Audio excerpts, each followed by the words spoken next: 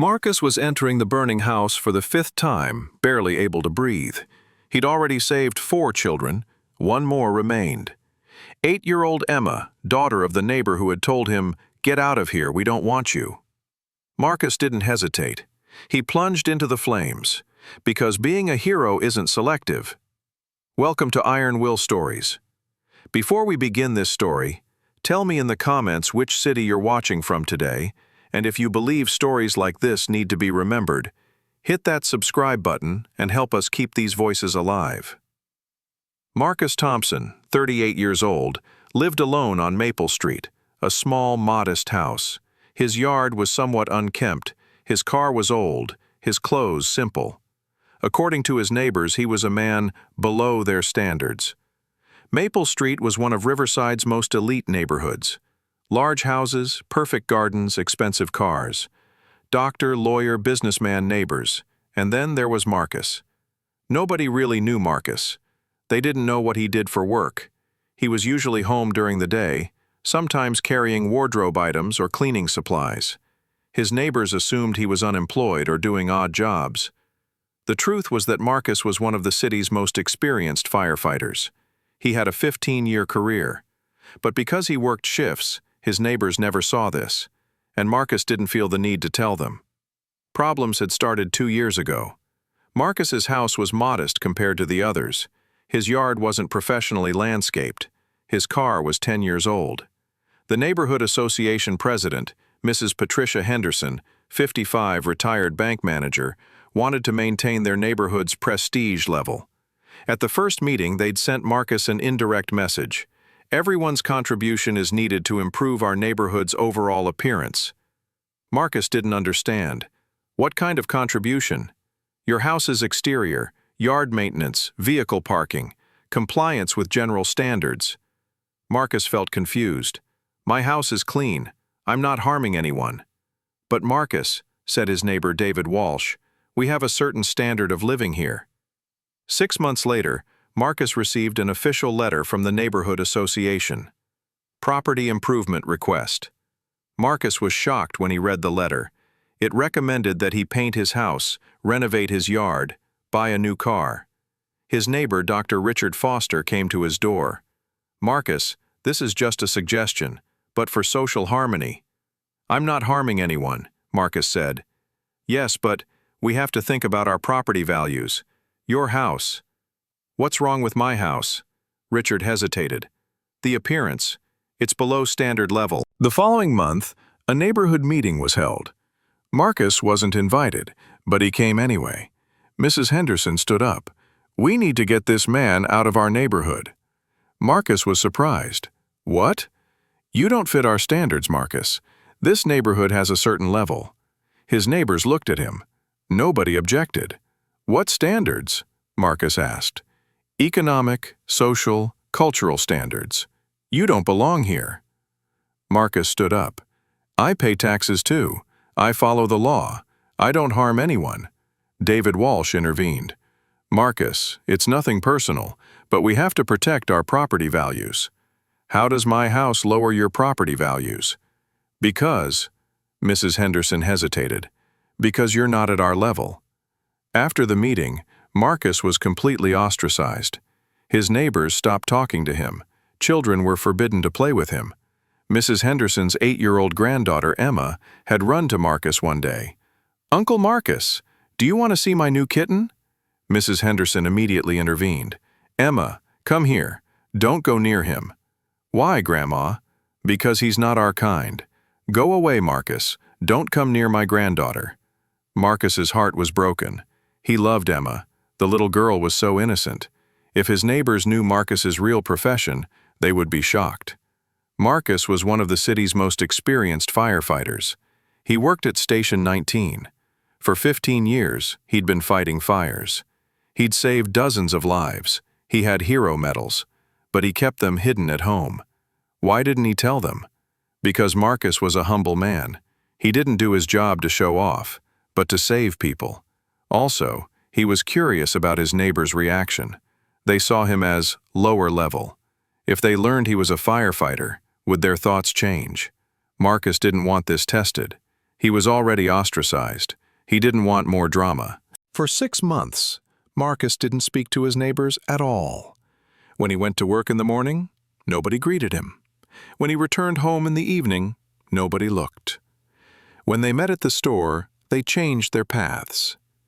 Marcus lived like a ghost in his own neighborhood. But Marcus's profession continued. Every day he rushed to fires, saved lives. He performed heroics his neighbors never knew about.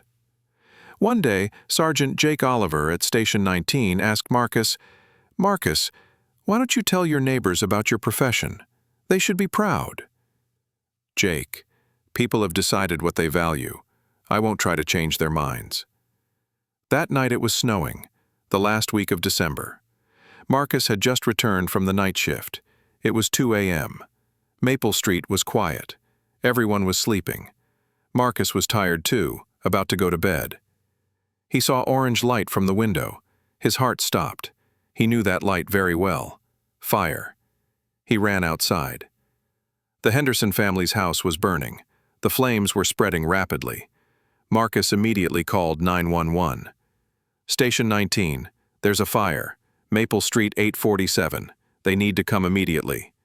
"Copy that. Team is on the way. 8 minutes." 8 minutes. Too long. Marcus looked at the Henderson house. Mrs. Henderson, her husband George, and granddaughter Emma were inside. They were probably sleeping. He hesitated for a moment. These people had said he was not their kind. They'd tried to get him out of the neighborhood. But Marcus's training kicked in. Being a firefighter wasn't about being selective. It was about saving everyone. He ran to his house, got his firefighting equipment.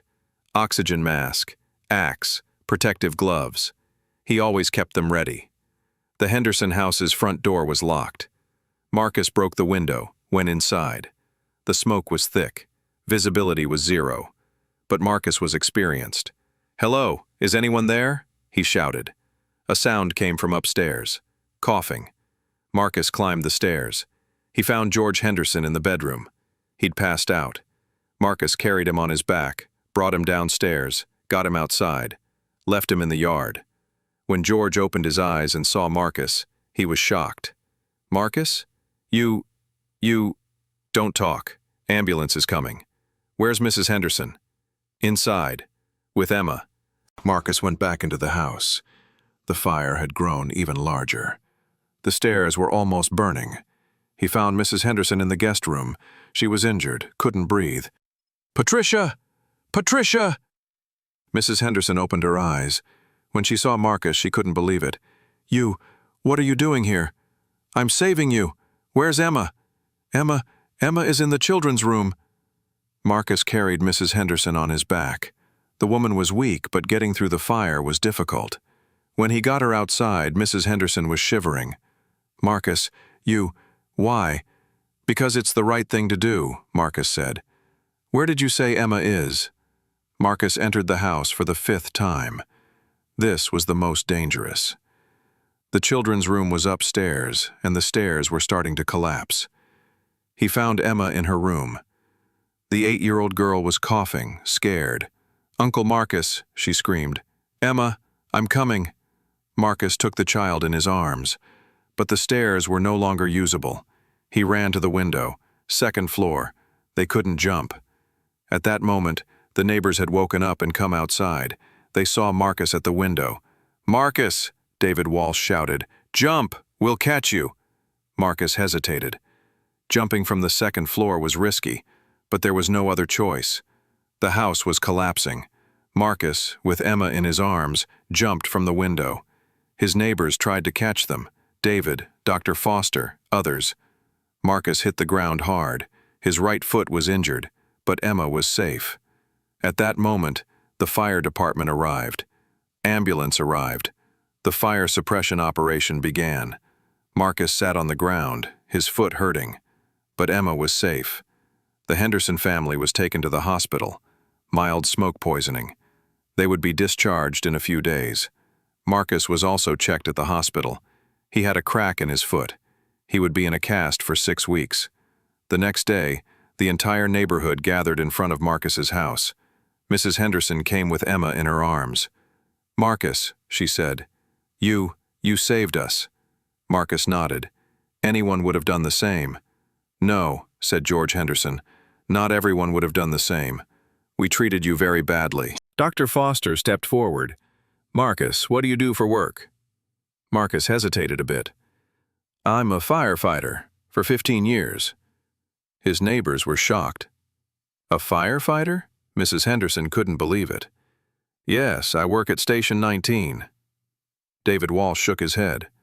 We judged you, your house, your car." "Because you didn't know my profession," Marcus said. "But it doesn't matter." "It matters a lot," said Mrs. Henderson. "We said you were not our kind, but you turned out to be a real hero." Emma ran to Marcus. "Uncle Marcus, are you a real hero?" Marcus smiled. "I'm just someone who does his job, Emma."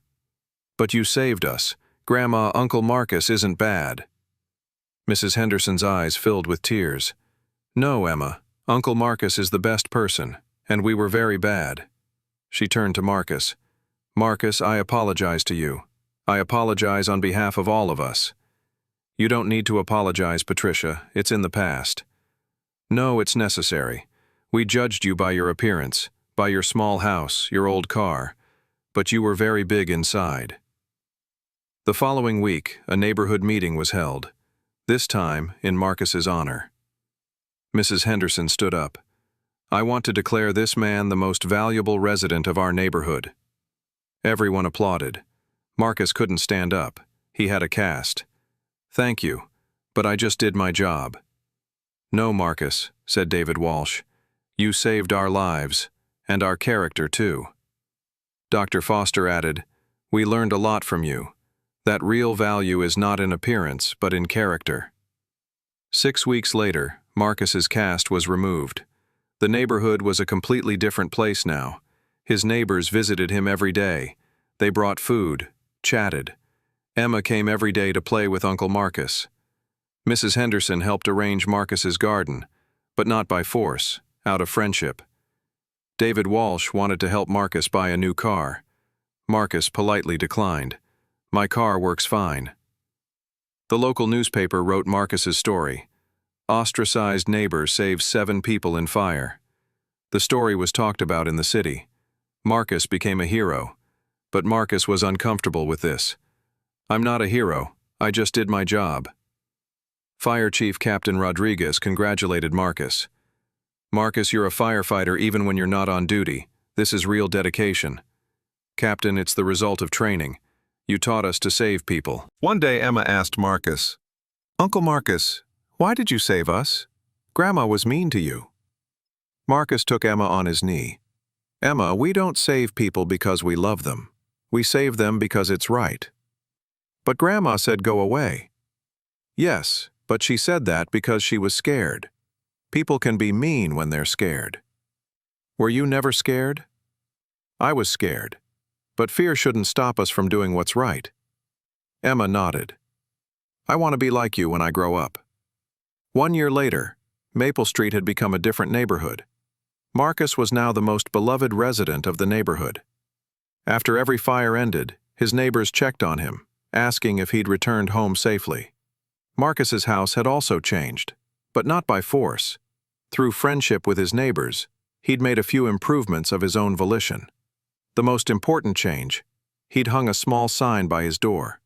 "Hero lives here. Emma." It was a sign Emma had written herself. Mrs. Henderson was the person who changed the most.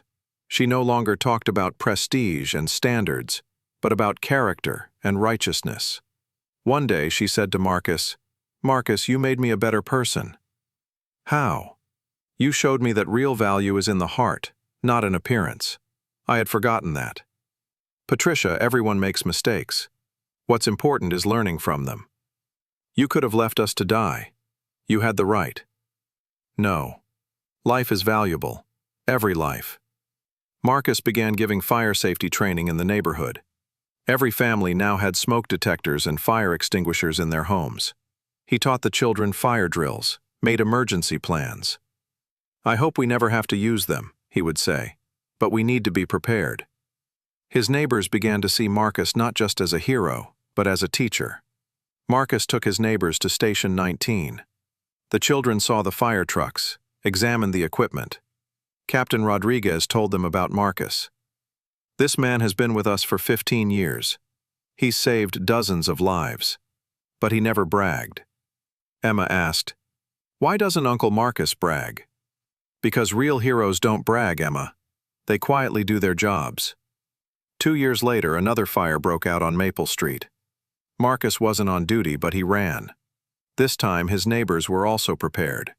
They made the first intervention with fire extinguishers. Smoke detectors gave early warning. Damage was minimal.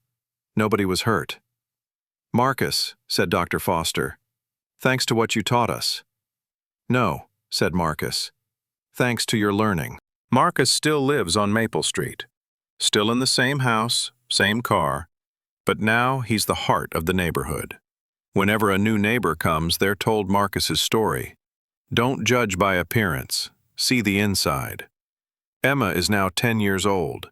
She still calls Marcus Uncle, and she's decided to become a firefighter. Mrs. Henderson is now Neighborhood Association president, but she no longer talks about standards, she talks about character. As Marcus goes to bed that night, he thinks about himself 3 years ago. Ostracized, alone, misunderstood. Now he's loved, respected, valued. What changed? Marcus's job is the same. His character is the same. His neighbors just got a chance to know him. A message came to his phone, from Emma. "Good night, Uncle Marcus. You're still my hero." Marcus smiled. This was the most beautiful form of revenge, winning with love. So I ask you now, have you ever been misjudged and then had a moment where you showed your true self? Share that moment with us in the comments. At Iron Will Stories, we honor silent heroes and misunderstood characters. Thank you for watching. If this story moved you, please share it, subscribe, and help us continue celebrating those who choose compassion over bitterness. And remember, sometimes the greatest revenge is showing the size of your heart.